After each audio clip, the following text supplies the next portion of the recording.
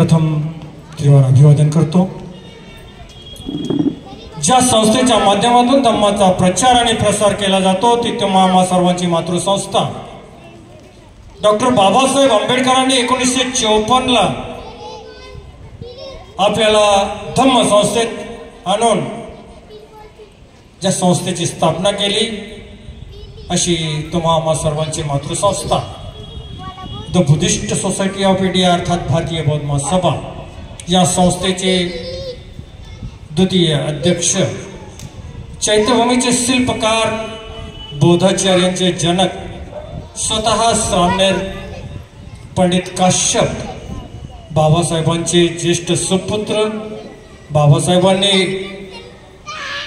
झाड लावलं झाडाचा महावृक्ष करणारे असे आम्हा सर्वांचे भैयासाहेब तथा यशवंत भीमराव आंबेडकर यांच्या सुद्धा विचारांना प्रतिमांना मी त्रिवार अभिवादन करतो। संस्थेच्या माजी तृतीय अध्यक्ष सध्याच्या प्रोटॉन अर्थात संरक्षक बाबासाहेबांच्या सुनबाई महाउपासिका मीराताई आंबेडकर यांच्या सुद्धा मंगल विचारांना त्यांच्या 47 वर्षाच्या धम्म मंगल कार्याला त्रिवार वंदन करून या ठिकाणी कार्यक्रमाला सुरुवात करतो। छत्रपती शिवाजी महाराज छत्रपती शाहू महाराज ज्यांनी आपल्याला खऱ्या अर्थानं जीवन जगण्याची कला शिकवली अशी आम्हा सर्वांचे ज्योतिबा फुले आणि बाबासाहेब आंबेडकर यांच्या प्रतिमेचे पूजन करण्यासाठी मी प्रथम अध्यक्ष महोदय यांना विनंती करतो की त्यांनी भगवान बुद्धाच्या प्रतिमेसमोर पुष्प अर्पण करायचं आहे।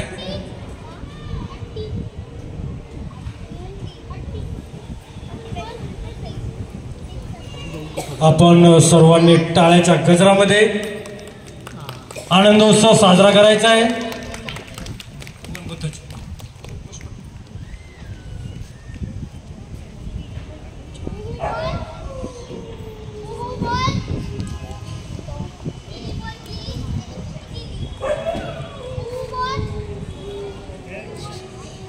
तथागत भगवान बुद्धांचा तथागत भगवान बुद्धांचा।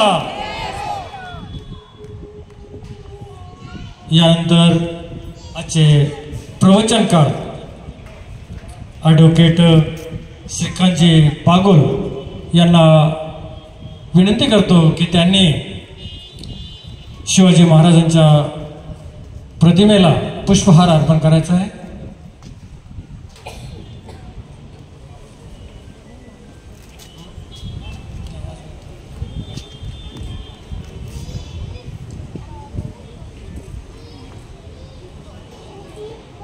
शिवाजी महाराजांचा कुलभूषण छत्रपती शिवाजी महाराजांचा गणपती अश्वपती प्रजापती राजनीती धुरंधर प्रौढ प्रताप पुरंदर क्षत्रिय कुलावतंस सिंहासनाधीश्वर हिंदवी स्वराज्य संस्थापक छत्रपती शिवाजी महाराज की छत्रपती शिवाजी महाराज की जय भवानी जय भवानी।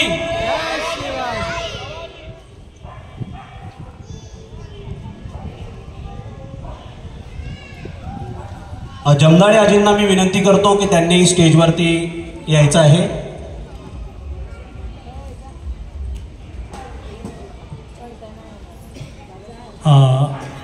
आमच्या ज्येष्ठ श्रेष्ठ जमदाडे आई यांनी सुद्धा स्टेजकडे यायचं आहे।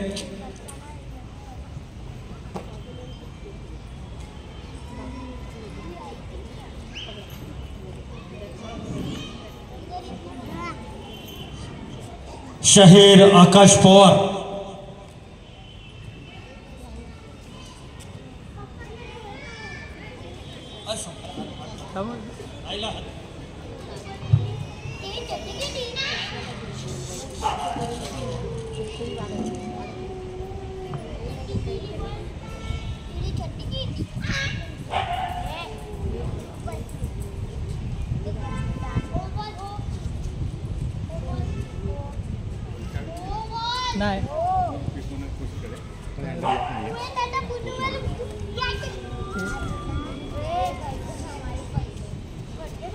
छत्रपती शाहू महाराजांचा, छत्रपती शाहू महाराजांचा।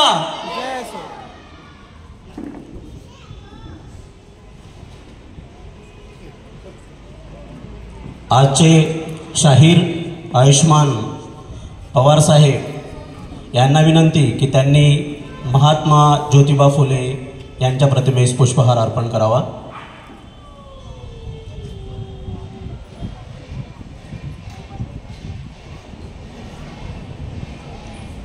महात्मा ज्योतिबा फुलेंचा, महात्मा ज्योतिबा फुलेंचा।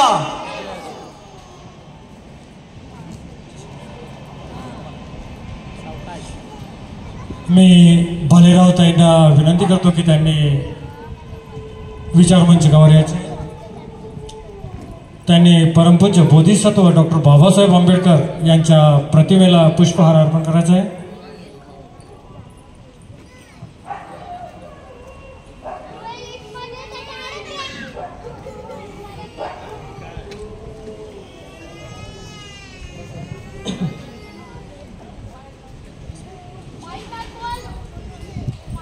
घटनापती, स्वर्णरत्न, शिल्पकार, क्रांतिकार, क्रांती सूर्य, शिल्परत्न, बोधिसत्व, भारत रत्न, महामानव, युगपुरुष, विश्वरत्न डॉक्टर बाबासाहेब आंबेडकरांचा, डॉक्टर बाबासाहेब आंबेडकरांचा। जमदडे साहेब त्यांनी मेणबत्ती प्रज्वलित करायची आणि कांबळे साहेब यांनी सुद्धा मंचावर यायचे। त्यांनी दोघांनी मेणबत्ती अगरबत्ती प्रज्वलित करायची दोघांनी।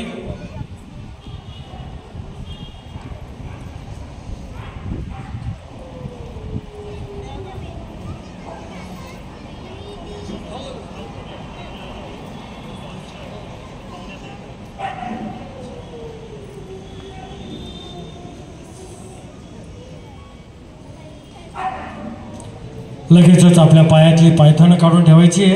त्रिसरणसह पंचशील बुद्धपूजा आणि ज्यांची आज आपण जयंती साजरी करतो हे महापुरुषापैकी सर्वश्रेष्ठ, उत्कृष्ट, विचारवंत, परमपूज्य बोधिसत्व 29वे बुद्ध यांच्या प्रतिमेच्या पूजनानंतर आपण भीमस्मरण, भीमस्तुती सुद्धा घेऊ।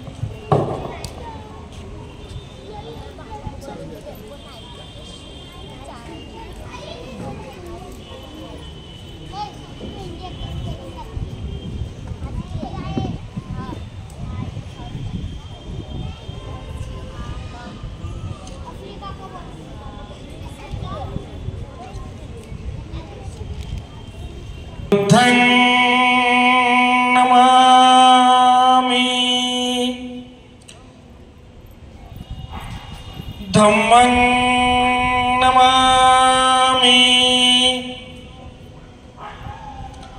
संघं नमामि। त्रिसरण सह पंचशील मी म्हणतो, माझ्या मागून म्हणायचे।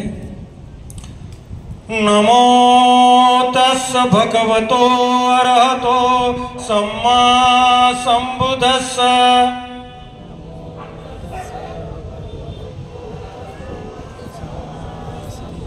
नमो तस् भगवतो अरहतो सम्मा संबुद्धस्स।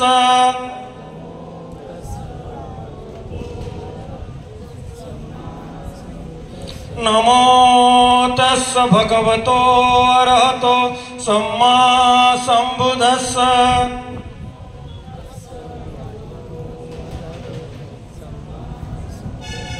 बुद्धं शरणं गच्छामि धम्मं शरणं गच्छामि संघं शरणं गच्छामि द्वितीयंपि बुद्धं शरणं गच्छामि द्वितीयंपि धम्मं शरणं गच्छामि द्वितीयंपि संघं शरणं गच्छामि तृतीयंपि बुद्धं शरणं गच्छामि तृतीयंपि धम्मं शरणं गच्छामि तृतीयंपि संघं शरणं गच्छामि पानातिपाता वेरमणि सिक्खापदं समादयामि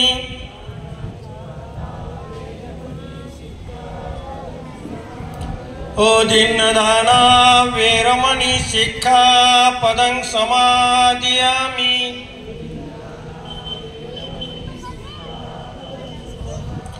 कामेषु मिच्छचारा वेरमणि सिक्खापदं समादयामि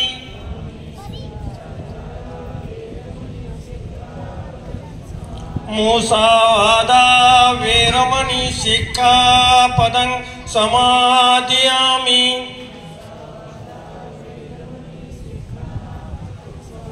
सुरामेरयमच पमादठाना वेरमणि सिक्खापदं समादयामि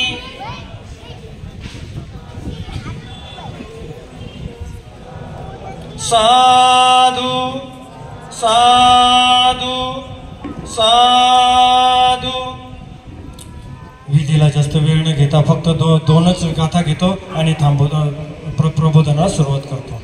वनगंधं गुणोपेतं एतं कुसुमसन्तति पूजयामि मुनीन्द्रस श्रीपाद सरोरुहे पूजेमि बुद्धं कुसुमेननेन पुयेन मेतेन लभामि मोक्षं पोपं मिलायति यथा इदं मे कायो तथा याति विनाशभाव घनसारपतितेन दीपेन तमदंसिना तिलोकदीपं सम्बुद्धं पूजयामि तमोनुदं सुगन्धिकाय वदनं अनन्तगुणगन्धिना सुगन्धिना गन्धेन पूजयामि तथागतं बोधधम्मच्च संघ सुगतो तनुभव धातु धातु गप्पे लंकाय जम्बुदीपे तिदिसपुरवरे नागलोके च धूपे सभ्ये बुद्धस्य बिम्बे सकल दश दिशे केशलोमादि धातु वन्दे सभ्येऽपि बुद्धं दशबलतनुजं बोधि चैत्यं नमामि वन्दामि चैत्यं सब्बठानेषु पठितं शारीरिक धातु महाबोधि बुद्धरूपं सकलं सदा सकल वेदं विजुरदानं देवरूपं सुजीव निर्मलचक्षु गम्भीरगात्रं गौरवर्णं सुखाय अभयचेतं निभयकामं सुरधम्मं सुप्रेम वीरधराज्यं सुजननेतं भीमरावं सरामि भीमरावं सरामि भीमरावं सरामि. दिव्य प्रभुरत्न तु साधुवरदान तु आद्य कुलभूषण तु भीमराजा सकल विद्यापति ज्ञान सतसंगति शास्त्र शासनमति बुद्धि तेज पंकजा नरवरा रत्न स्वजन उद्धर भगवंत मुसाखरा भक्त काजा चौदार संगरी शस्त्रधरिता करी कापला हरी उरी रौद्र रूप मुक्तिपथ कोणता जीर्ण स्मृती जाळिता उजाळिला अंगतिका मार्ग सांजा राष्ट्र घटनाकृती शोभते भारती महामानव बोलती सार्थ संज्ञा शरण बुद्धास शरण धम्मास शरण संघास मी भीमराजा. शेवटची गाथा घेतो आणि कार्यक्रमाला प्रबोधनाला सुरुवात करतो. नमामि बुद्ध गुणसागरातं सत्ता सदा होतो सुखी अवेरा कायो जिगुच्छ सकलो दुगंधो गच्छन्ति सबे मरणं नमामि धम्म सुगतेन देशितं सत्ता सदा हुन्तु सुखी अवेरा कायो जिगुच्छ सकलो दुखंदो गच्छन्ति सबे मरणं नमामि संघ मुनिराज सावकं सत्ता सदा हुन्तु सुखी अवेरा कायो जिगुच्छ सकलो दुगंधो गच्छन्ति सबे मरणं नमामि पाचक बुद्धानि विशुद्ध सत्ता सदा हुन्तु सुखी अवेरा कायो जिगुच्छ सकलो दुगंधो गच्छन्ति सबे मरणं साधु साधु साधु. जय भीम. मी काळे सरांना विनंती करतो की त्यांनी पुढील कार्यक्रम पुढील सूत्र आपल्या हातात घ्यायचे.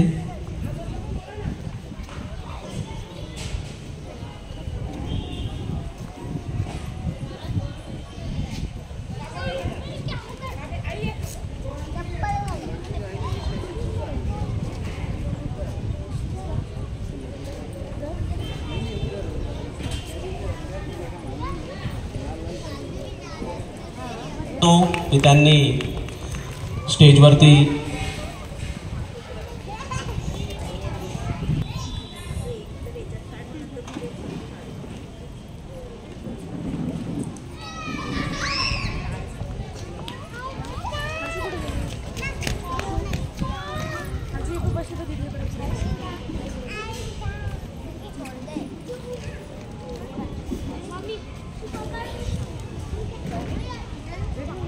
दादांना विनंती आहे की त्यांनी आसनस्थ व्हायचं आहे.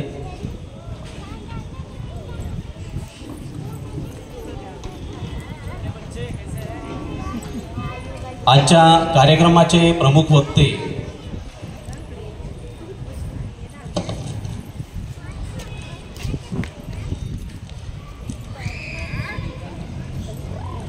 आयुष्मान विनंती करतो की त्यांनी माननीय श्री तुकाराम दादा म्हात्रे यांचं स्वागत करावं.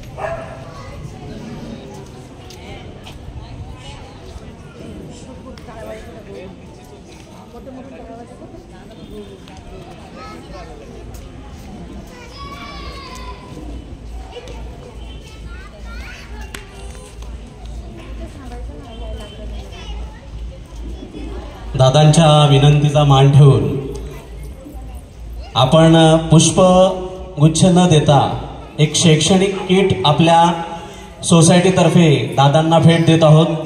सर्वांनी एकदा जोरदार टाळ्या वाजवून दादांचं स्वागत करायचं आहे.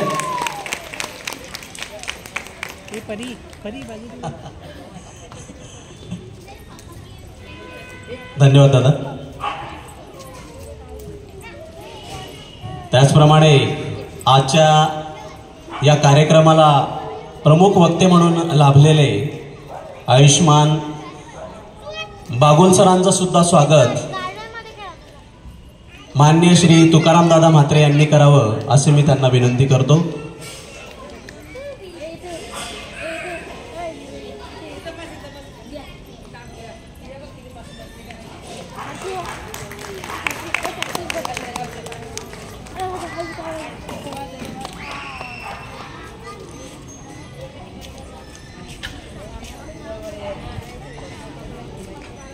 या ठिकाणी सांगू इच्छितो की एक आमच्या सोसायटीमधील छोट्या छोट्या या मुलांनी एक छानसा उपक्रम यावर्षी पहिल्यांदाच राबवायला घेतला होता, समर कॅम्प म्हणून. आणि या समर कॅम्पच्या माध्यमातून जेवढी मुलं सोसायटीमध्ये आहेत छोटी छोटी, की त्यांची कल्पना अशी होती की सुट्टीच्या काळामध्ये मुलं मोबाईल बघतात, टी व्ही बघतात, त्यांचा वेळ अशा ज्या गोष्टी करू नये त्यामध्ये वाया घालवतात. त्यापेक्षा त्यांना वेगळं काहीतरी ज्ञान मिळावं अशी कल्पना खरं तर ते माझ्या मुलीच्याच मनामध्ये आली होती ती आयडिया.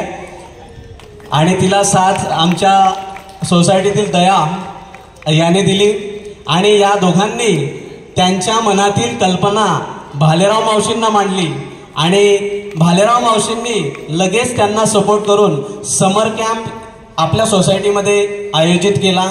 आणि या समर कॅम्पच्या माध्यमातून विविध प्रकारचे जे उपक्रम मुलांसाठी आहेत, जसं ड्रॉइंग असतील, डान्स असेल, कराटे असतील, विविध प्रकारच्या गायन स्पर्धा असतील, अशा अनेक उपक्रम या सोसायटीमध्ये या छोट्या छोट्या बाळगोपाळ याच्यामध्ये कोणत्याही आमच्या मोठ्या लोकांचा सहभाग सपोर्ट त्यांना नव्हता. त्यांनी त्यांच्या कल्पनेतूनच त्यांच्या माध्यमातूनच आमचं सोसायटी ऑफिस पूर्ण सजवलं. ड्रॉइंग्स ज्या काढलेल्या त्या तिथे फ्लेक्स केल्या. त्याचबरोबर त्यांच्या त्या समर कॅम्पच्या दरम्यानच रामनवमी सुद्धा आली आणि ती रामनवमी सुद्धा त्या मुलांनी त्यांच्या पद्धतीने साजरी केली. आणि अशा या सर्व सहभागी विद्यार्थ्यांचा आपण स्वतः शुभ हस्ते सन्मान किंवा कौतुक करावं अशी मी आपणास विनंती करतो. सर्व बाळगोपाळांना विनंती आहे की त्यांनी स्टेजवरती यायचं आहे आणि आपलं कौतुक दादांच्या हस्ते करून घ्यायचं आहे. जोरदार टाळ्या सर्व आपल्या सोसायटीतील मुलांसाठी व्हायला पाहिजे. असाच कार्यक्रम दरवर्षी, असाच उपक्रम आणि त्यामध्ये काहीतरी नाविन्यता आपण आपल्या कल्पनेतून सुद्धा मुलांना प्रोत्साहन करण्यासाठी देऊया. आणि नक्कीच तुकाराम दादांची साथ आपल्याला पुढच्या समर कॅम्पला लाभेल अशी मी दादांकडून अपेक्षा करतो. जोरदार टाळ्या सर्व मुलांसाठी व्हायला पाहिजे.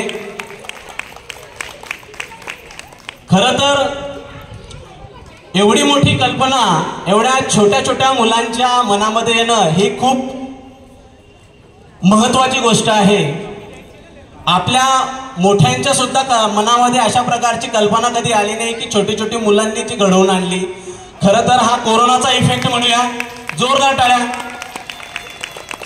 Heap heap heap heap heap heap.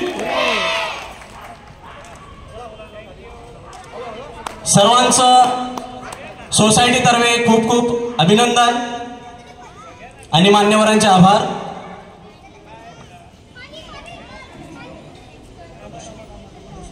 अधिक भर घालूया आणि आपणा सर्वांचा सुद्धा सहभाग त्यामध्ये मुलांना अतिशय जास्तीत जास्त प्रोत्साहन कसं मिळेल आपण आपल्या माध्यमातून सुद्धा मुलांना मदत करूया. आणि दादांची साथ नेहमीच आपल्याला असते आणि यापुढेही राहणार आहे.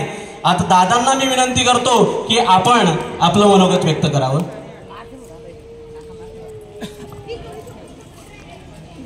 सर्वांना नमस्कार.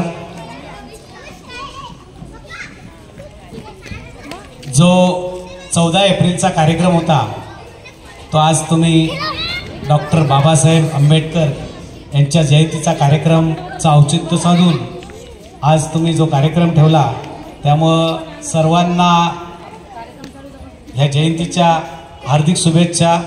सर्वांनी बोलायचे डॉक्टर बाबासाहेब आंबेडकरांचा. थँक्यू. खरं तर तुमच्या सोसायटीचं आज कौतुक करत एवढं कमीच आहे. आजचा जो दिवस आहे माझ्यासाठी एक वेगळा दिवस आहे. खरं सांगायचं तर मला लहान मुलांवर फार प्रेम असतं. मी जेव्हा येतो तेव्हा मोठ्यांपेक्षा लहान मुलांकडे जास्त बघत असतो. बघतो की नाही? हां. पण आज जे तुम्ही जे करून दाखवलंय त्याच्यात मी तुम्हाला अजून काहीतरी ॲडिशनल देतोय. भालेराव ताई, या सगळ्या मुलांची पालकांकडनं परमिशन घेऊन एक समर कॅम्प म्हणून एक ट्रिप करा. कुठल्याही एक छोट्या मोठ्या जंगलात यांना घेऊन जाऊ. यांना मी तिकडे वनभोजन करू इच्छितो. यांच्या माझी गाड्या येतील, गाडीमध्ये यांना घेऊन जाऊया. थोडासा ऊन जरा कमी होऊ द्या, पण शाळेच्या सुट्टीच्या यातच घ्यायचंय. ह्यांना तुम्ही जो आज सोसायटीत ज्ञान देता ना, हे अतिशय तुम्ही एक जतन करता. एखादी गोष्ट जसं आज तुम्ही सांगितलं की मोठ्या माणसांचा सहभाग नव्हता आणि लहान मुलांना जतन करणं आणि एखादी परंपरा आणि रूढी त्याच्यात रुजून ठेवणं आणि त्याच्यातून जी त्यांची एनर्जी आणि संस्कार. आज खरंच तर सर मोबाईलचा जमाना आहे. मोबाईलपासून मुलं हटत नाही. घरात गेले की आईचा घेणार, आई नसली तर वडिलांचा घेणार, वडील नसले तर भावाचा घेणार, कुणाचा तरी मोबाईल घेऊन वाकडत बसणार, नाही तर टी व्हीवर बसणार, गेम खेळत बसणार. पण आज तुम्ही जे काय बेटा सगळं तुम्ही हे केलं आहे आणि हे जे करताय, तुम्हाला एक शुभेच्छा आहेत माझ्याकडनं की पुढची समर कॅम्पची ट्रिप आपली सोसायटीत नसेल तर तुम्ही सांगा भालेराव ताईंना तिकडे जाऊ. तुमचा आवडता स्पॉट कुठे असेल तिथे सांगा. आपण तिकडे जाऊन स्वतः जेवण बनवायचं, न्यायचं नाही पार्सल. तिथे जेवण बनवायचं, तिथली लाकडं जमा करायची, तिथल्या चुलीवर जेवण बनवायचं, मस्त जेवायची, मस्त मजा करायची आणि मस्त यायचं. अगदीच फार लांब जायची इच्छा नसेल तर आपलं रिसॉर्ट आहे जवळच्या जवळ. आपण काही पालक आले तर त्यांनाही नेऊ. काय तुम्ही तारीख ठरवा, वेळ ठरवा. त्यानंतर फक्त 10 तारीख होऊन जाऊ द्या. मला वाटतं आता 10 तारीख मला खूप बिझी शेड्यूल आहे. हां, मग 20 होऊ द्या. तुम्ही सांगाल ती तारीख, आपण यांना घेऊन जाऊ आणि प्रत्येक वर्षी घेऊन जाऊ. 2 ट्रिप ठेवायच्या, एक पावसात एक उन्हात. जेव्हा जेव्हा सुट्टी असेल तेव्हा, म्हणजे दिवाळीची सुट्टी असते तुम्हाला, मे महिन्याची सुट्टी असते. आपण जरूर तुम्ही तुमच्या आजूबाजूच्या परिसरातले अजून मुलं जमा करा. आपण त्यांना नुसतं न्यायचं नाही तर आपण त्यांना कृषी म्हणजे शेतीचं ज्ञान देऊ शकतो. त्या ठिकाणी जंगलाचं ज्ञान देऊ शकतो. जंगलात कोणत्या वनस्पती चांगल्या मिळतात, कोणत्या वनस्पती आपल्याला ज्या आपल्या बॉडीला सुटेबल होतील, त्याच्यापासून काय करता येते.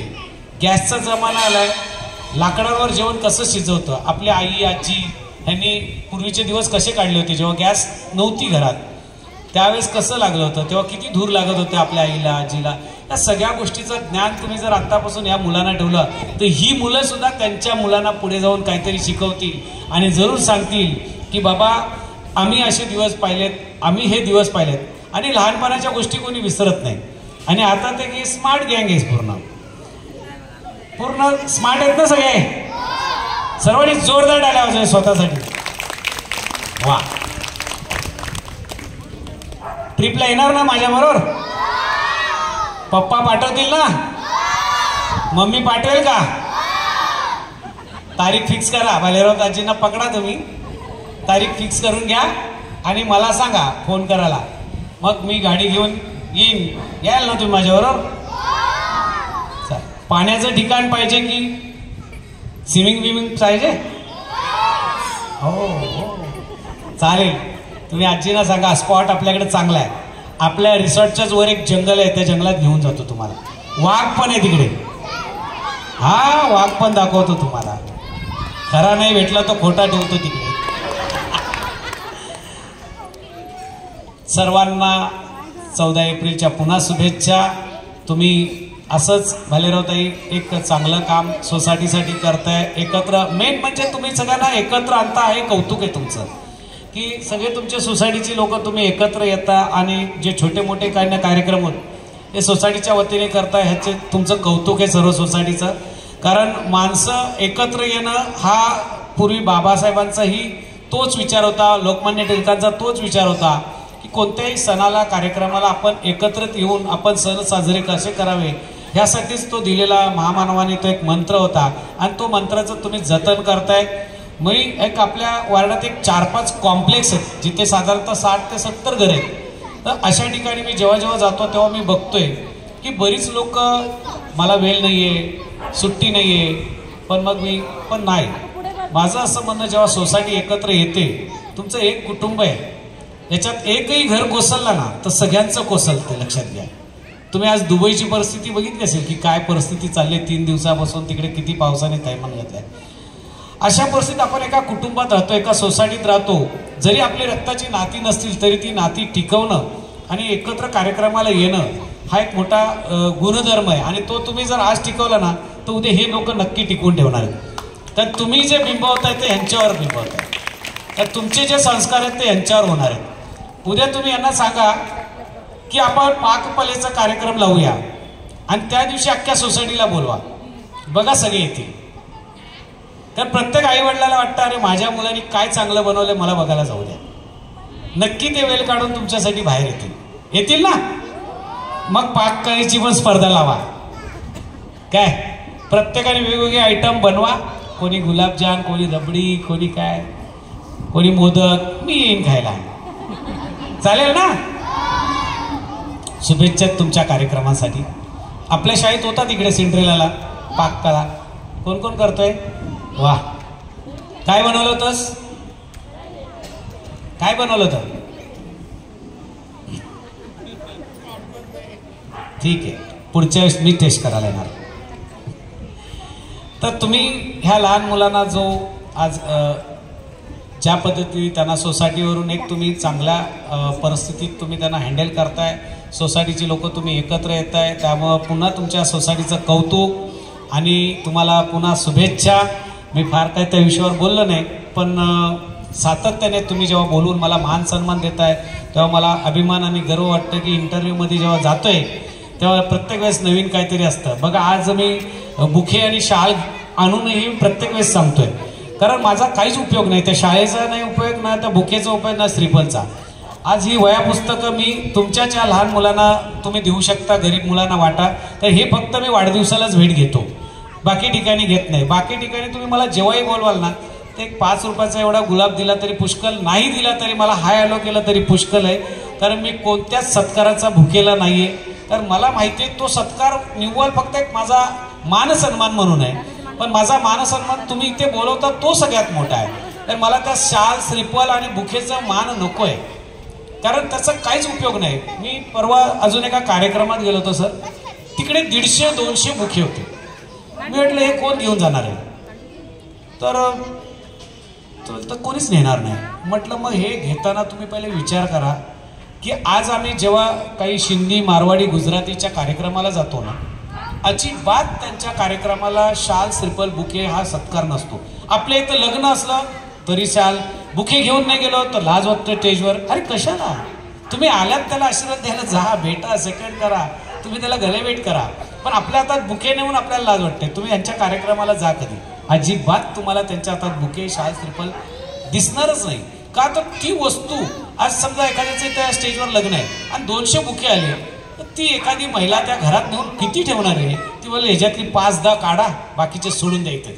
म्हणजे तो कचरा उचलायला तुम्हाला पुढच्या दिवशी 500 रुपये माणूस द्यावा लागेल आणि तो कुठेतरी नेऊन साईडला टाकावा लागेल. माझं असं मत असतं की बुके म्हणून तुम्ही कचरा गिफ्ट देताय. तर त्यामुळे कुणालाही तुमच्या महिलांचा जरी वाढदिवस असेल सोसायटीतल्या, अगदी सगळ्यांनी मिळून 100 रुपये काढले तर त्या बाईला चांगली साडी देऊ शकता, द्याल की नाही? तिला काहीतरी चप्पल देऊ शकता, तिला क्लिप द्या, फार गजरा द्या, काहीतरी उपयोगी वस्तू असेल असं द्या.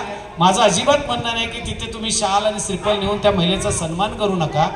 पुरुषांना पण तेच की एखाद्या माणसाला आपण वाढदिवसाला भेटायला जातो, जर 4 जण जात असेल, तुमच्या मित्राला काय आवडते, नाही काय आवडत ना, तर त्याला एक शर्ट द्या, त्याला यूज अँड थ्रो वस्तू द्या.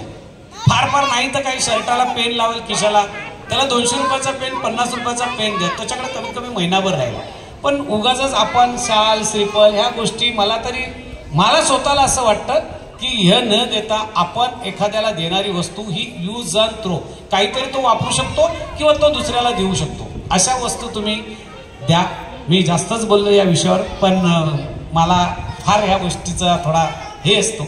मी कुठेही जाताना खरं तर स्वतःच बुके न्यायचं बंद केलेलं आहे, कारण आपण जर लोकांना सांगायचं न्यायचं नाही तर आपण का उगाच द्यायचं. त्यामुळे पुन्हा मी तुमच्या सोसायटीला शुभेच्छा देतो आणि माझं लांबलेलं भाषण संपवतो. जय हिंद, जय महाराष्ट्र. तुमच्या फोनची वाट बघतो. भालेराव आजींना सांगायचं तारीख फिक्स करायची आणि काकांना फोन फिरवायचं, आम्ही ह्या तारखेला रेडी आहोत. जितकी जास्त आजूबाजूची पण तुमचे मित्र मैत्रिणी जितक्या असतील सगळ्यांना जमा करा. आपण 100 मुलं आली तरी त्यांना घेऊन जाऊ, त्यांना व्यवस्थित घरी आणून सोडू. पालकांनी निश्चिंत राहायचंय. त्यांच्यासाठी एक चांगली गाडी पाठवतो, AC, म्हणजे 2-3 लागतील तुमच्यासाठी. त्या सगळ्या गाड्या मी पाठवेन आणि आपण एक चांगली जंगल सफारी करू, त्याचा चांगला व्हिडिओ बनवू. त्याचं एडिटिंग भालेराव काकी करतात ना, त्यांनाही आपण एडिटरलाही सांगू, ते एडिटिंग करून मस्त आपण पोस्ट करू आणि आपलं गुणधर्म कोणीतरी घेईल आणि चांगल्या गोष्टीला प्राधान्य देतील असं आपण आज संकल्प करू. 2 शब्द लांबलेले संपवतो. जय हिंद, जय महाराष्ट्र. थँक्यू. जय भीम. धन्यवाद दादा. नक्कीच मला असं वाटतं की आजचा कार्यक्रम झाल्यानंतर उद्यापासून भालेराव मावशींच्याकडे मोर्चा मुलांचा असणार आहे, जोपर्यंत आपली ट्रिप होत नाही तोपर्यंत. आणि मुलं एवढे जिद्दी आहेत की हाती घेतलेलं काम पूर्ण केल्याशिवाय राहणार नाही. याचं सर्वात महत्वाचं उत्तम उदाहरण म्हणजे समर कॅम्प. येणार सगळे जोरात. दादांना थँक्स बोला. Very good. आजच्या या कार्यक्रमामध्ये आपण शाहिरी जलसा आयोजित केलेला आहे. या शाहिरी जलसामध्ये शाहीर आयुष्मान आकाश पवार आणि त्यांचे सर्व सहकारी यांना मी विनंती करतो की त्यांनी स्टेजवरती यायचं आहे. आजच्या कार्यक्रमाचे प्रमुख पाहुणे माननीय श्री तुकाराम दादा म्हात्रे यांना मी विनंती करतो की शाहीर आयुष्मान आकाश पवार व त्यांच्या सहकाऱ्यांचं स्वागत करावं.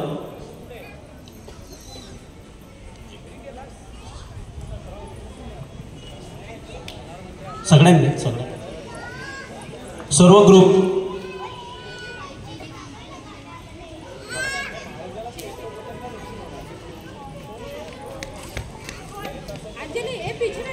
सर्वांनी यायचं आहे स्टेजवरती, सर्व सहकारी. फोटो क्लिक करते समोरून दादा.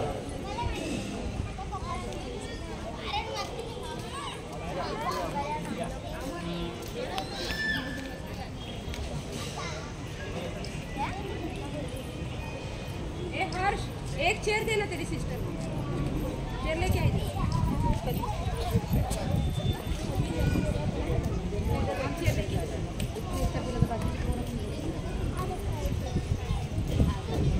सर्वांचं स्वागत. धन्यवाद दादा.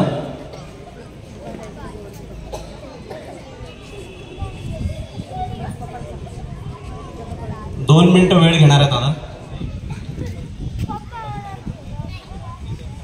अतिशय आग्रहाने माझ्या मुलीने भाषण केलेलं आहे तयार.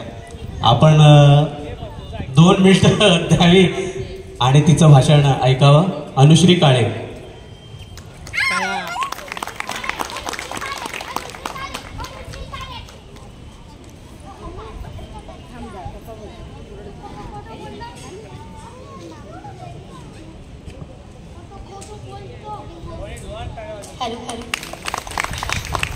सर्वांना मानाचा जय शिवराय.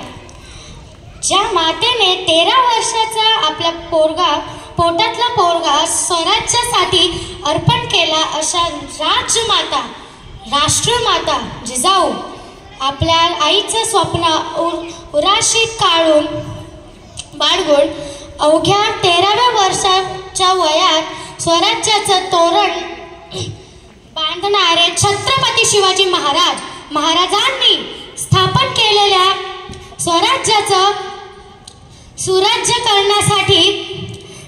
करण्यासाठी अहोरात्री प्रयत्न करून समाजातील सर्व जाती धर्म लोकांना एकच रांगेत उभे करणारे भारतीय घटनेचे शिल्पकार महामानव भारतरत्न डॉक्टर बाबासाहेब आंबेडकर यांची संयुक्त जयंती साजरी करण्यासाठी आपण सगळे जमलेलो आहोत.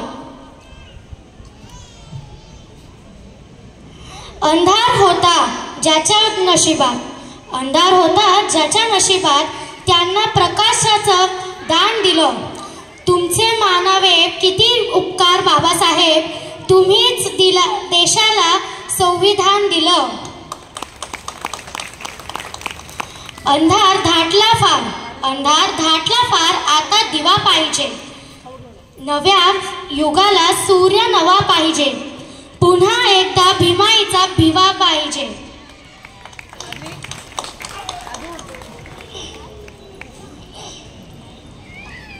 समाजकारण, अर्थकारण, राज्यकारण, हिंदू कोटिबल,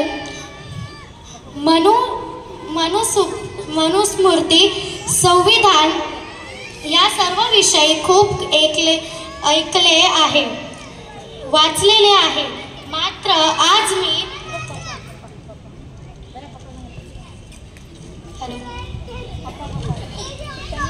मात्र आज मी तुम्हाला डॉक्टर बाबासाहेब आंबेडकरांच्या जयंतीनिमित्त त्यांचे स्त्रीविषयी विचार व कार्य याबद्दल थोडक्यात माहिती सांगणार आहे. स्त्रियांच्या बाबतीत बाबासाहेबांचे विचार किती महत्त्वाचे होते हे पुढील गोष्टींवरून लक्षात येईल. स्त्रियांच्या हक्काची सातत्याने पायामधली होत असताना त्यांना कायद्याचे संरक्षण दिले पाहिजे आणि त्या कायद्याचे उल्लंघन केले तर त्यांना कठोर शासन झाले पाहिजे. स्त्रियांबद्दल मॅटर्निटी लिव्हचा पाया कोणता रचला तर ते बाबासाहेबांनी त्यांनीच असे सांगितले की या कामाला करण्याच्या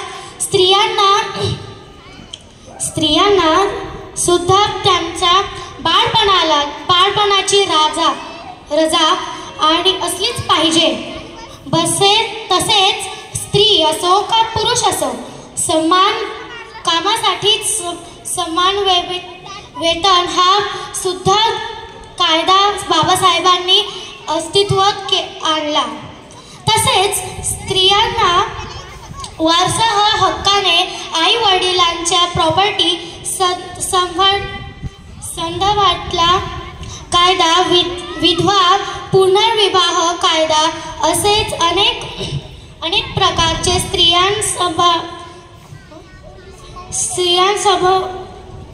संबंधीचे कायदे बाबासाहेबांनी अस्तित्वात आणले. अशा थोर महामानला माझे अभिमान करून थांबते. धन्यवाद.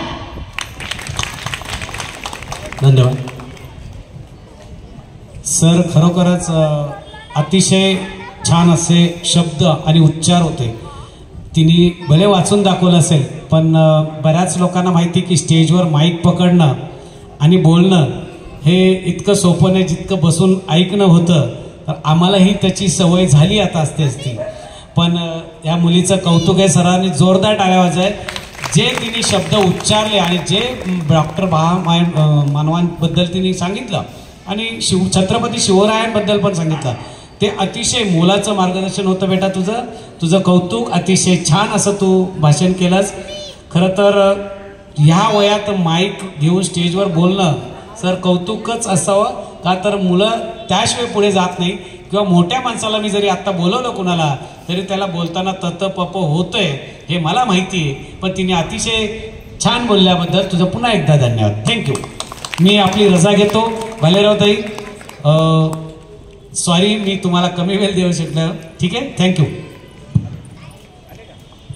आपली अमूल्य उपस्थिती दर्शवल्याबद्दल दादा पुनश्च एकदा सोसायटीतर्फे आपले आभार. क्रमाला आपण ओळूया. डॉक्टर बाबासाहेब आंबेडकर यांच्यावरती लिहायला, बोलायला, विचार करायला जगातील तमाम विद्वान एकत्र आले तरी डॉक्टर बाबासाहेब आंबेडकर यांच्या विद्वत्तेची बरोबरी होऊ शकणार नाही. यावरती एवढेच नाही तर आपणा सर्वांना कदाचित ज्ञात असेल की 2004 मध्ये अमेरिकेतील कोलंबिया विद्यापीठाला 250 वर्ष पूर्ण झाली. या ठिकाणी बाबासाहेबांनी आपलं शिक्षण घेतलं. 250 वर्ष पूर्ण झाली आणि या निमित्ताने एवढ्या वर्षामध्ये या विद्यापीठामधून कोण कोण शिकून गेलं याची त्यांनी एक यादी तयार केली. त्यामध्ये शास्त्रज्ञ होते, विचारवंत होते, काही देशांचे राष्ट्राध्यक्ष सुद्धा होते.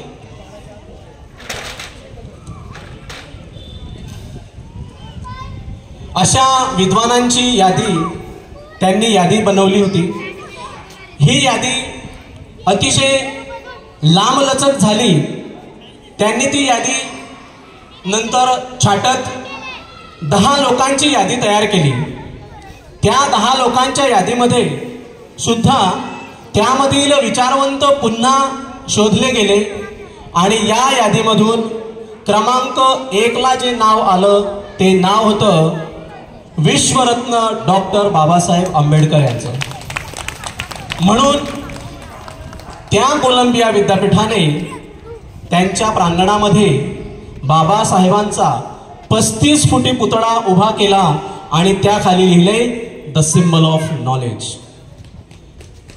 खरं तर आकाशात वीज चमकावी असे महापुरुष येतात आणि निमिषार्धात निघून जातात असं कधी होत नाही. त्यांच्या येण्याला आणि जाण्याला काहीतरी कारण, परंपरा असते. ते होते म्हणूनच गावकोसाच्या बाहेर असणाऱ्या वस्त्या गावात आल्या. ते होते म्हणूनच माणसांना माणूस पण मिळालं. ते होते म्हणूनच उपेक्षितांना हक्क, अधिकार आणि न्याय मिळाला. ते होते म्हणूनच या देशाचे संविधान लिहिलं गेलं आणि ते होते म्हणूनच तुमच्या माझ्यासारखी माणसं लिहायला, बोलायला आणि विचार करायला लागली.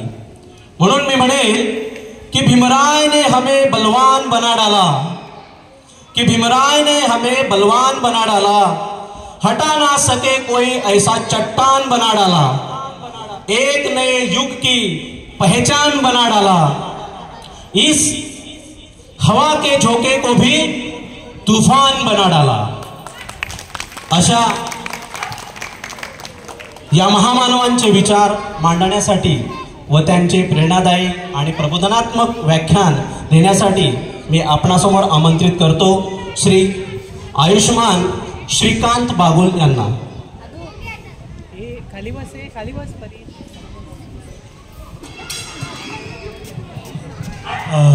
मी सर्वांची माफी मागतो कारण मला जायचं एका ठिकाणी.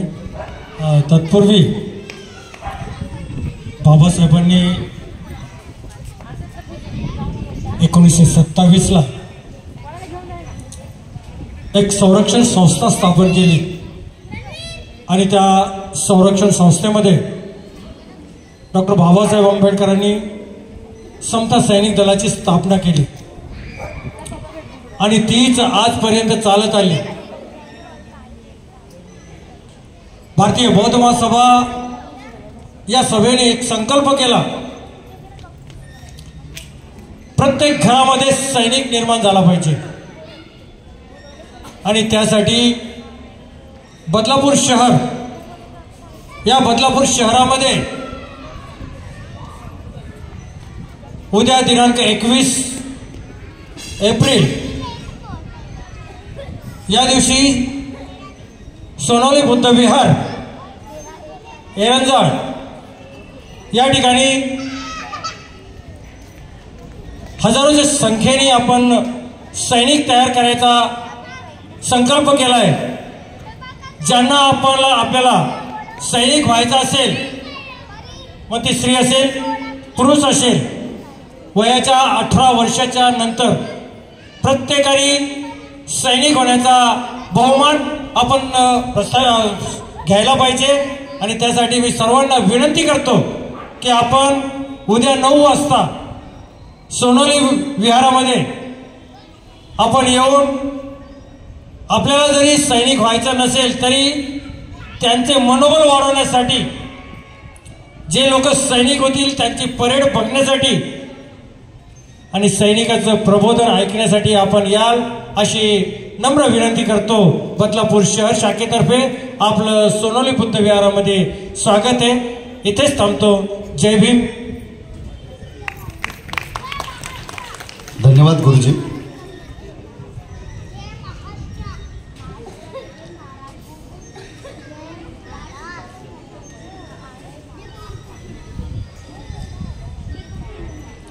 सर्वांनी शांततेचं सहकार्य द्यायचं आहे.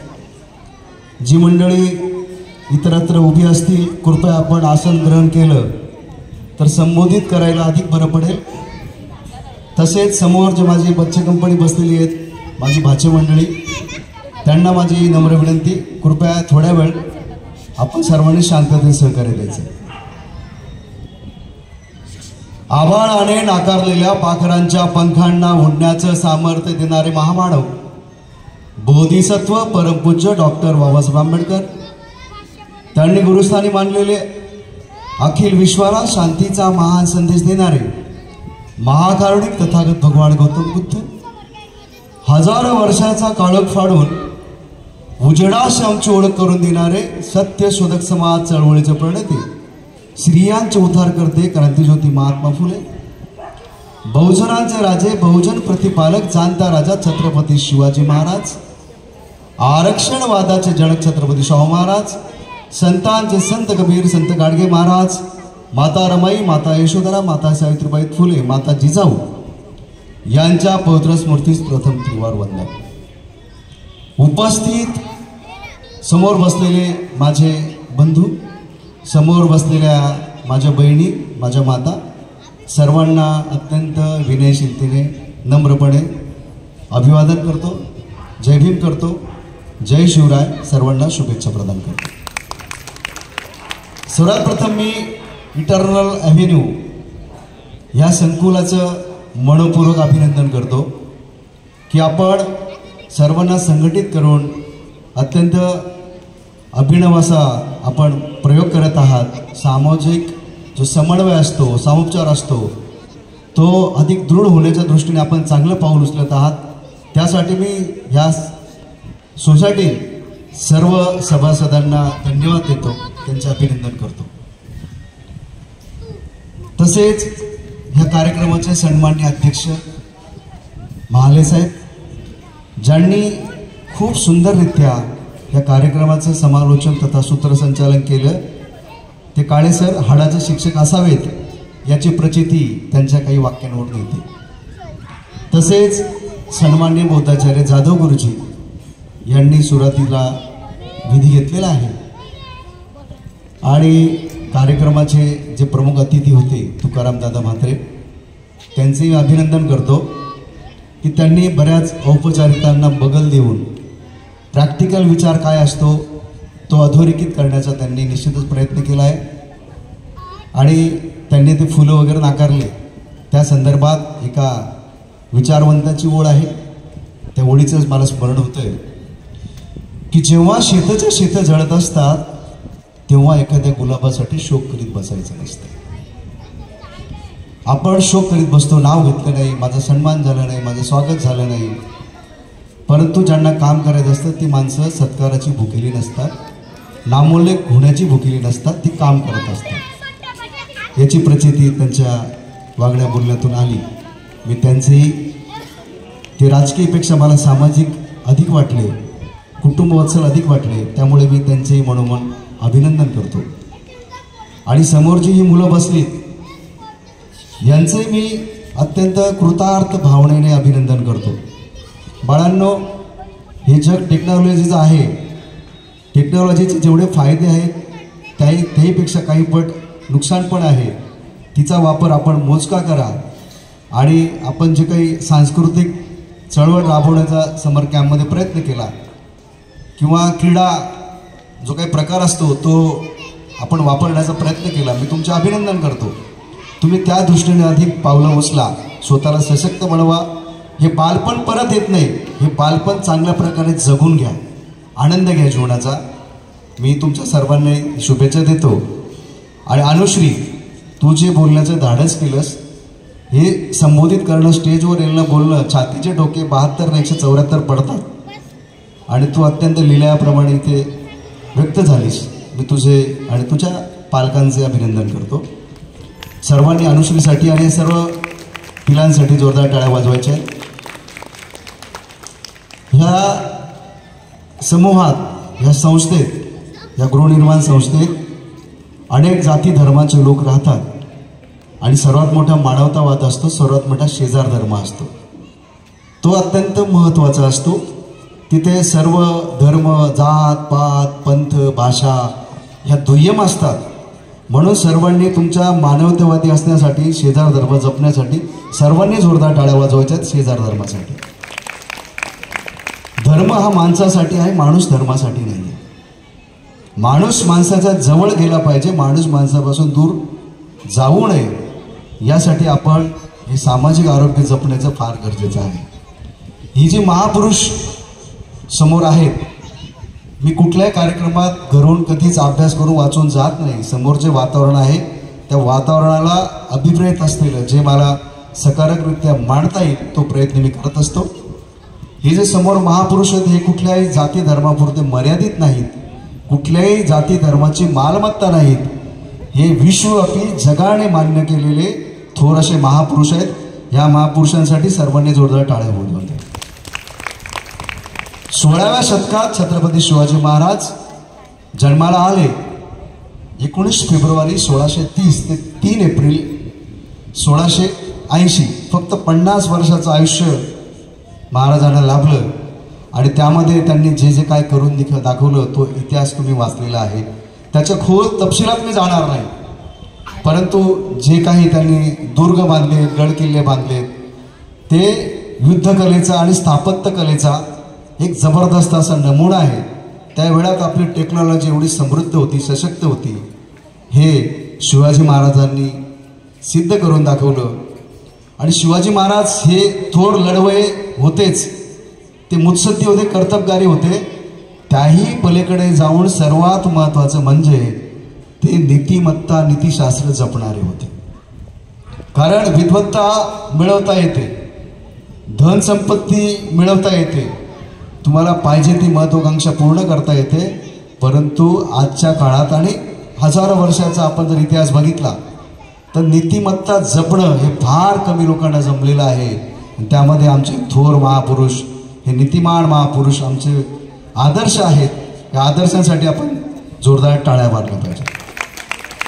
शत्रूची जी सून आहे कल्याणच्या सुभेदाराची, असं तिचं वर्णन आहे बकरींमध्ये सर, की ते जेव्हा पान खायची तेव्हा तिच्या मानेच्या नसा, ह्या हिरव्या नसा तिच्या त्वचेतून त्या बाहेर प्रतिबिंबित व्हायच्या.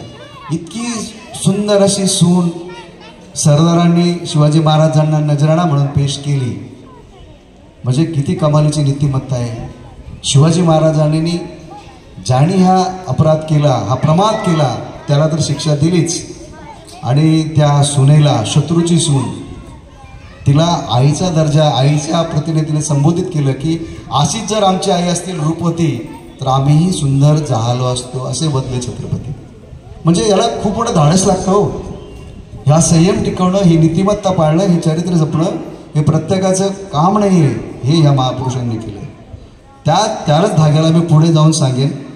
डॉक्टर बाबासाहेब आंबेडकर जेव्हा परदेशात शिकत होते, फिनी फिजराल्ड नावाची मैत्रीण त्यांच्या प्रचंड प्रेमात पडली आणि ती लग्न करायचा आग्रह करत होती. त्यावेळेस बाबासाहेब म्हणतात की आम्हा भारतीयांना आमच्या पत्नी व्यतिरिक्त सर्व स्त्रिया आम्हाला माता भगिनी समान असतात. 7 समुद्रपार कोण बघत होतं बाबासाहेबांना तिकडे काय करतात, परंतु स्वतःच्या नैतिकतेवर इतका विश्वास त्यांच्याकडे होता आणि त्यांनी तिला रोखलं. जेवायला तिने घरी बोलवलं आणि एका निवांत क्षणी ती बाबासाहेबांना भावनिक करण्यासाठी म्हटली की भीमा, तुझे केस फार मऊ आहेत, मला तिच्यावरून हात फिरवण्याचा मोह होतोय. बघा, 4 भिंतीच्या आत एक गोरी मेम बाबासाहेबांना म्हणते तुझे केस फार मऊ आहेत आणि त्याच्यावरून हात फिरवण्याचा मला मोह होतोय. अशा वेळेस कुणाही पुरुषाचा तोल जाऊ शकला असता, परंतु बाबासाहेब तिला अडवतात आणि म्हणतात की हा मोह तुला आवरलाच पाहिजे. हे साधं काम नाही आहे. 4 भिंतीच्या आत कोण बघत होतं बाबासाहेबांना? मी यासाठी सांगतो की बुद्ध, फुले, शाहू, आंबेडकर हे विचारवंत मांडणं सोपं आहे, सांगणं सोपं आहे, यांच्याबद्दल बोलणं सोपं आहे, परंतु यांचा वारसा घेऊन चालणं फार मोठं जबाबदारीचं काम आहे. म्हणून मला सांगायचं आहे की चारित्र्य हे आपण यांचा वारसा सांगत असताना चारित्र्य आपण जपलं पाहिजे. तसंच फुलेंबद्दलही म्हणेन, इथे महिला वर्ग हा जो इथे उपस्थित आहे त्यांनाच अभिप्रेत असलेलं मी बोलतोय की महात्मा फुलेंनी आपल्या पत्नीला शिक्षिका केलं. त्या काळात काय काय अग्निदिव्य त्यांना पार पाडावं लागते याची कल्पना सगळ्यांनाच आहे. आणि एक ओळ मला नक्की सांगावीशी वाटते. महात्मा फुलेंच्या पत्नींना सावित्रीबाईंना मुलबाळ होत नाही तेव्हा गोविंदराव फुले महात्मा फुलेंना म्हणतात, लक्षात घ्या मित्रांनो, भगिनींनो, महात्मा फुलेंना त्यांचे वडील म्हणतात की ज्योतिबा, तुझ्या पत्नीला मूल होत नाही, तुझ्या पत्नीला मूल होत नाही, त्यामुळे तो दुसरं लग्न कर. अशा वेळेस जे ज्योतिबा फुलेंनी वाक्य काढलं ते वाक्य असं आहे की जर माझ्या पत्नीला मूल होत नसेल आणि मुलासाठी जर तुम्ही मला दुसरं लग्न करायला सांगत असाल तर मी असं करतो, माझ्या पत्नीचं दुसरं लग्न करतो, तिला झालेलं मूल मी ठेवतो. हे साधं धाडस नाही मित्रांनो, हे वाक्य मनावर करून घ्या. आपण पुरुषांनी सुद्धा हे वाक्य मनावर करून घेतलं पाहिजे की हा वारसा आहे, फुलेंचा हा वारसा आहे. शाहू महाराज त्या काळामध्ये प्रचंड जातीवाद होता. शाहू महाराज छत्रपतींच्या गादींचे वारसदार. एका अस्पृश्याला तिथे चहाचे हॉटेल खोलायला मदत करतात गंगाराम कांबळेंना कोल्हापूरमध्ये. आणि जातपात अस्पृश्यता पाळली जाऊ नये म्हणजे दुसऱ्यांना सूचना करणं सोपं असतं, पण त्याचं अनुकरण, त्याचं परिवर्तन स्वतःपासून करणं हे फार अवघड असतं. शाहू महाराजांनी त्या काळात स्वतः तिथे त्यांना गंगाराम कांबळेंना चहाची कॅन्टीन उडायला मदत केली आणि सर्वात प्रथम स्वतः चहा प्यायले. म्हणजे हे कृती फार मोठ्या आहेत. त्यावेळच्या धर्मव्यवस्थेला, त्यावेळच्या अत्यंत विषम व्यवस्थेला आव्हान उभं करणं आणि उभं राहणं या राजा महाराजांनी केलेलं आहे. आणि म्हणून त्यांच्या प्रतिमा आपण लावलेल्या आहेत. आपण त्यांचा वारस घेऊन पुढे चाललेलो आहोत. मी अत्यंत म्हणजे जातपात पाळू नये यासाठी प्राध्यापक एन डी पाटील, आपण काहींनी नाव ऐकलं असेल सर, प्राध्यापक एन डी पाटील यांची कविता इथे व्यक्त करतो.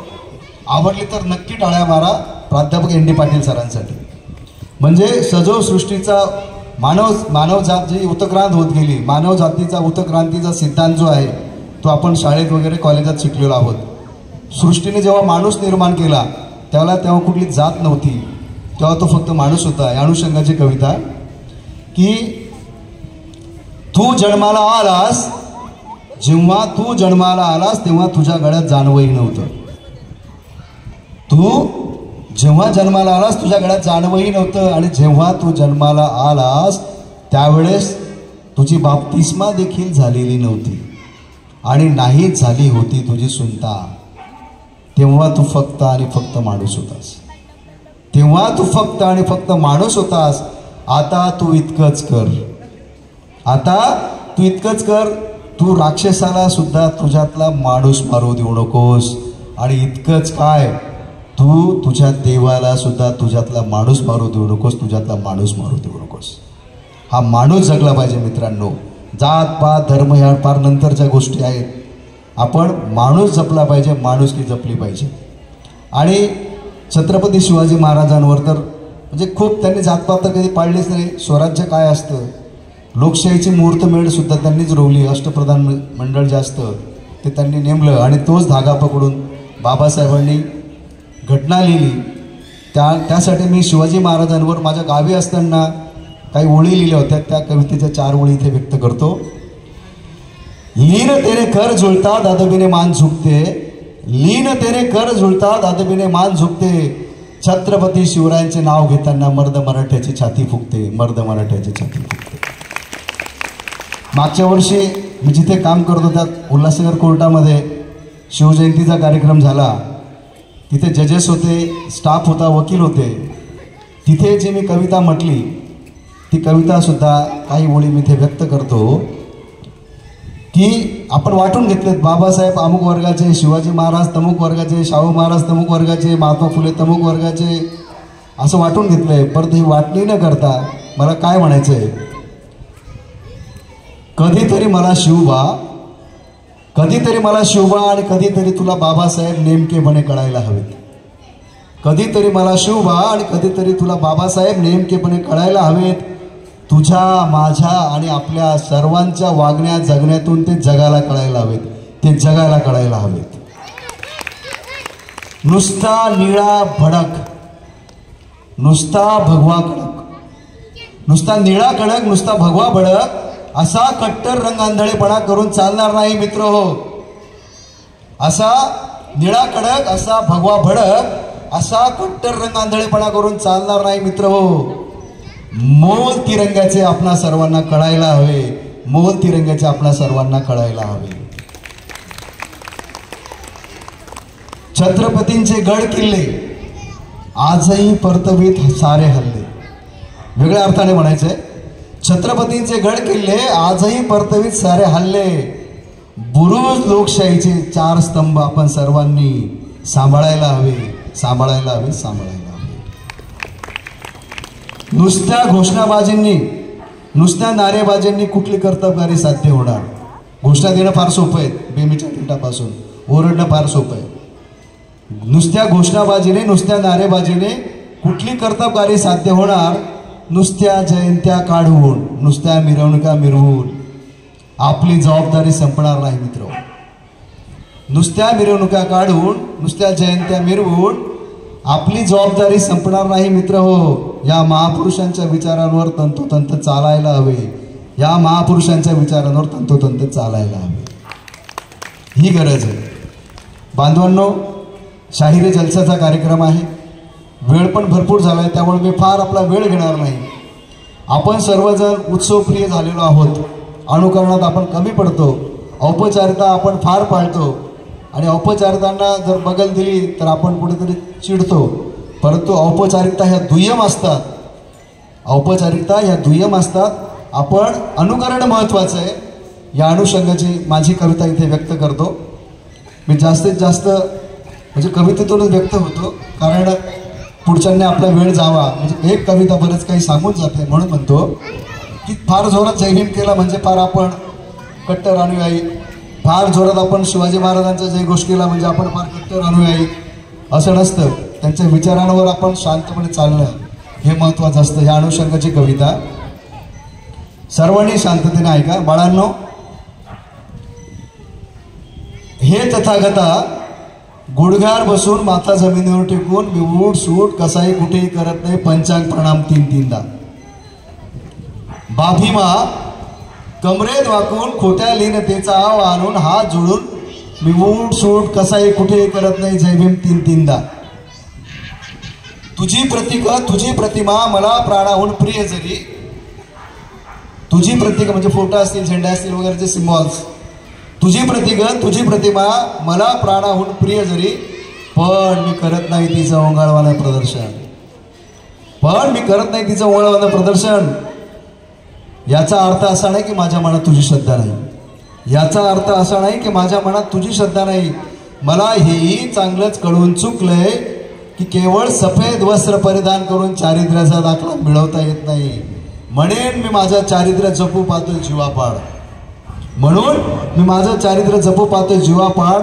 आणि मला हेही चांगलं कळून चुकलंय की केवळ चिवर परिधान करून, चिवर म्हणजे पित्त वस्त्र बंतीजी घालतात ते, मला हेही चांगलंच कळून चुकलंय की केवळ चिवर परिधान करून किंबहुना विपश्यनेला जाऊन येऊन स्वतःतील आमूलाग्र बदलाशिवाय, स्वतःतील परिवर्तनाशिवाय नैतिकतेचा पुतळा म्हणून मिरवता येत नाही. म्हणून मी माझ्या मनातील मैत्री करुणेचा अंकुर फुलो पाहतोय. म्हणून मी माझ्या मनातील मैत्री करुणेचा अंकुर फुलो पाहतोय. आणि जय भीम हा केवळ शब्द नाही हो, कसा आहे कुठे उधळायला. जय भीम हा केवळ शब्द नाही हो, कसा आहे कुठे उधळायला. जय भीम हा तुमच्या माझ्या स्वाभिमानाचा, सन्मानाचा, अस्तित्वाचा, अस्मितेचा, उत्कर्षाचा, हर्षाचा नारा आहे. म्हणून मी बेंबीच्या देठापासून निष्कलंकपणे बोलतोय जय भीम, जय भीम, जय भीम. आणि हे तथागता तुझ्या सम्यक विचारांना समर्पण हाच माझा तुला पंचांग प्रणाम आहे. हे तथागता तुझ्या सम्यक विचारांना समर्पण हाच माझा तुला पंचांग प्रणाम आहे. आणि म्हणूनच माझ्या मनावर, माझ्या मेंदूवर तुझ्याच विचारांचं अधिराज्य. म्हणून माझं प्रत्येक पाऊल तू दाखवलेल्या वाटेवर, माझं प्रत्येक पाऊल तू दाखवलेल्या वाटेवर. बांधवांनो, जे संविधान आहे हे संविधान फक्त एका अनटचेबल अस्पृश्य जातीतल्या माणसाने लिहिलं म्हणून त्याचं महत्त्व या भारतातल्या मानसिकतेला कळालेलं नाही. परंतु तुम्हाला अत्यंत नम्रपणे सांगायचं आहे की आपण सर्वजण व्यवस्थेचे गुलाम संविधान अस्तित्वात येण्यापूर्वी होतो. परंतु ती व्यवस्था उलथून टाकून सर्वांना समान आणण्याचं काम हे भारतीय संविधानाने केलं नाही. तर जो जिथे जन्माला आला तिथेच त्याला कितपत राहावं लागलं असतं. आलुतेदारी बलुतेदारीच करत राहावं लागलं असतं. वडिलोपार्जित व्यवसाय करत राहावं लागलं असतं. मूळ प्रवाहामध्ये आपण येऊ शकलो नसतो. हे संविधान एवढं महत्त्वाचं आहे. तुमचं अभिव्यक्ती स्वातंत्र्य, तुमचा सर्वांगीण विकास, स्त्रियांसाठी हिंदू कोड बिलमध्ये केलेल्या तरतुदी, मालमत्तेचा वाटा, राजकीय स्वातंत्र्य जे मिळालं, राजकीय जे आरक्षण मिळालं, त्यामुळे स्त्रियाच विविध क्षेत्रामध्ये पुरुषांच्या बरोबरीने विविध क्षेत्रांमध्ये पादक्रांत करत असताना आपला वेगळा कार्याचा ठसा उमटत आहे. त्या संविधानासाठी देखील 2 ओळी मी एका शायरच्या 2 ओळी आहेत त्या इथे व्यक्त करतो की फाटक्या तुटक्या माणसाला, साध्या माणसाला देखील संविधानाने कसं सशक्त बनवलेलं आहे. त्यासाठी या शायरच्या ओळी आहेत. ये इंसान है मुकम्मल बयान है, ये इंसान है मुकम्मल बयान है, माथे पे इसके चोट का गहरा निशान है, पटियाल है कंगाल है कोई सामान नहीं है, लेकिन इसके झोले में जरूर संविधान है, इसके झोले में जरूर संविधान है. तुमच्या झोळीत संविधान टाकले म्हणून आज तुम्ही एवढे सशक्त आहात. आणि म्हणून म्हणायचं आहे की आपण ही संविधानाची ताकद घेऊन आपण परिवर्तनाच्या वाटेवर चालत राहिलं पाहिजे. आणि परिवर्तनाच्या वाटेवर चालत असताना जर मला करणं शक्य होत नसेल, जर समोरच्याला करता येत असेल त्याला प्रेरणा द्या, त्याचं खच्चीकरण करू नका. या आशयाचेच एक पुन्हा एक शेर इथे व्यक्त करतो. त्यानंतर एक माझी कविता इथे व्यक्त करेन आणि मी माझ्या वाणीला विराम देईल. लो पर्दे की तरह कांपने लगी दीवार भी, लो पर्दे की तरह कांपने लगी दीवार भी, मगर शर्त है कि बुनियाद हिलनी चाहिए. लो पर्दे की तरह कांपने लगी दीवार भी, मगर शर्त है कि बुनियाद हिलनी चाहिए. आग तेरे सीने में सही, मेरे सीने में सही, आग मेरे सीने में न सही, तेरे सीने में सही, कहीं भी हो लेकिन जलनी चाहिए, जलनी चाहिए, जलनी चाहिए. ही परिवर्तनाची आग जळत राहिली पाहिजे असं मला प्रामाणिकपणे वाटतं.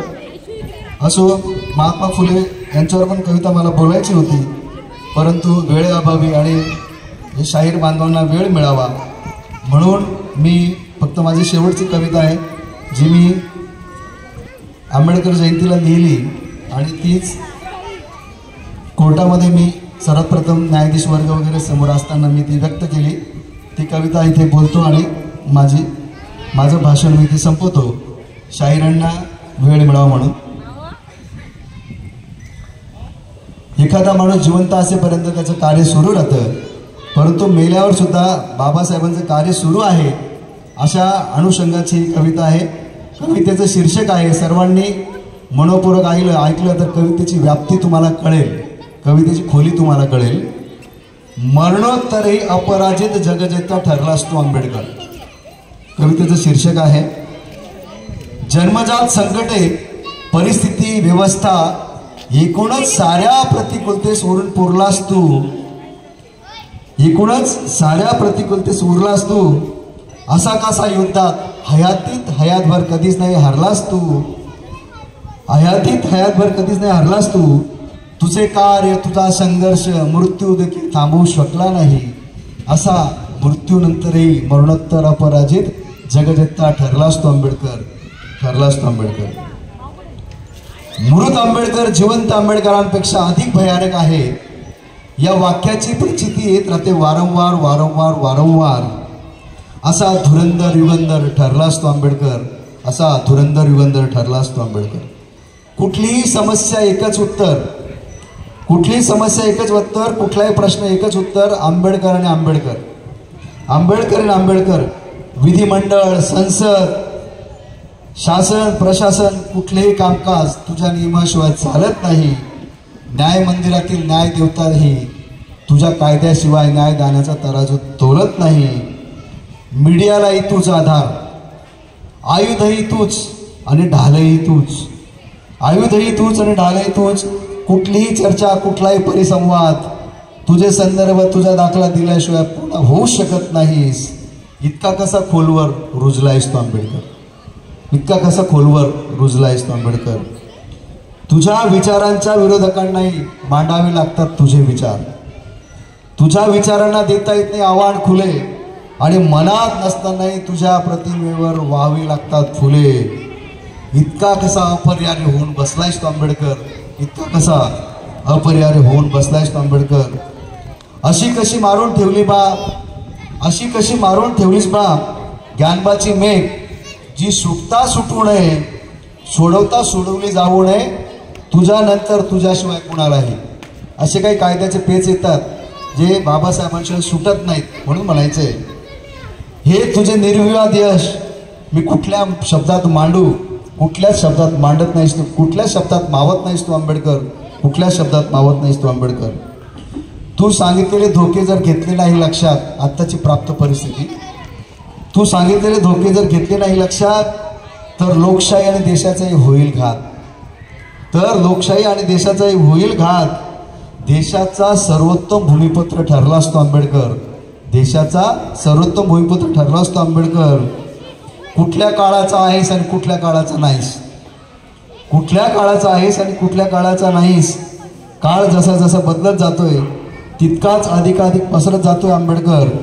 रुजत राहणार, वाढत जाणार, फोपावत जाणार, व्यापत जाणार विश्व आंबेडकर. दूरगामी दृष्टीचा दृष्टांत ठरलास तू आंबेडकर. ज्ञानाचा अहंकार नाही, द्वेषाचा संकर नाही, राग नाही, सूड नाही, प्रतिशोधाची भावना नाही, कधी आक्रस ताळलाच नाही, कधी ढळलाच नाही. सारं काही हलाहल पचवूनही विचारमुक्त, अविचल, तटस्थ, ध्यानस्थ, आधुनिक सम्यक संबोधी ठरलास तो आंबेडकर. आधुनिक सम्यक संबोधी ठरलास तो आंबेडकर. मरणोत्तरी अपराजित जगजिता ठरलास तो आंबेडकर, ठरलास तो आंबेडकर.